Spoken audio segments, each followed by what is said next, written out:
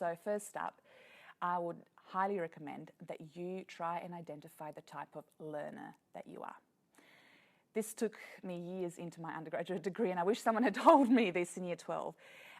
But there's lots of tests that you can do now online, but really you already know what suits you best. You know the subject where you get best grades, the teacher that you best interact with, so just utilize that. So you could be an auditory learner, meaning that you could listen to an audiobook and just recall it the next day. You could be a visual learner, meaning that you really get a lot out of images and stimulation and video. You could be a kinesthetic learner, meaning that you need to associate something with touch and movement, and then it really sticks in. So, or like most of us, you could be spanning across all of those different modes of learning and really have a preference for one or the other.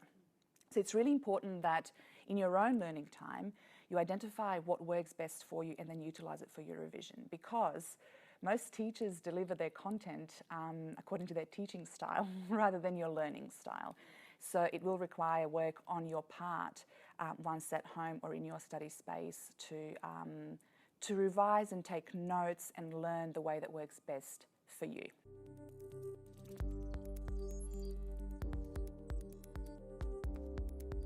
So in saying that, it is really important that you get organised.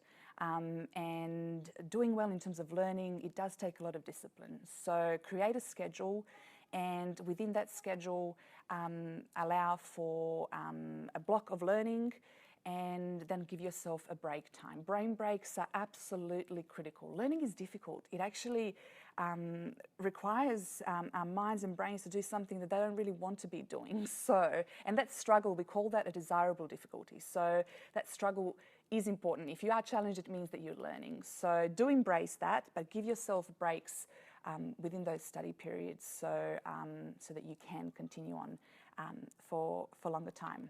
One thing that is also has been, research has proven this, or has been scientifically proven, is interleaving. And what this means is changing up either topics within a subject or subjects as you are studying or learning for them. So if you have set aside a 2-hour block, for example, or a 3-hour block, spend 45 minutes doing revising maths, and then change up either your activities within that topic or go to a completely different subject. Test yourself. So this is really important. This is how we apply that knowledge. So we test how well we've understood the content and then our ability to apply it. Test yourself based on the sample questions that you may have, but also create questions for yourself or for your peers that are studying with you, and then answer those either together or individually. So it is quite overwhelming to, at the end of the year, sit down and try and revise for an entire year's worth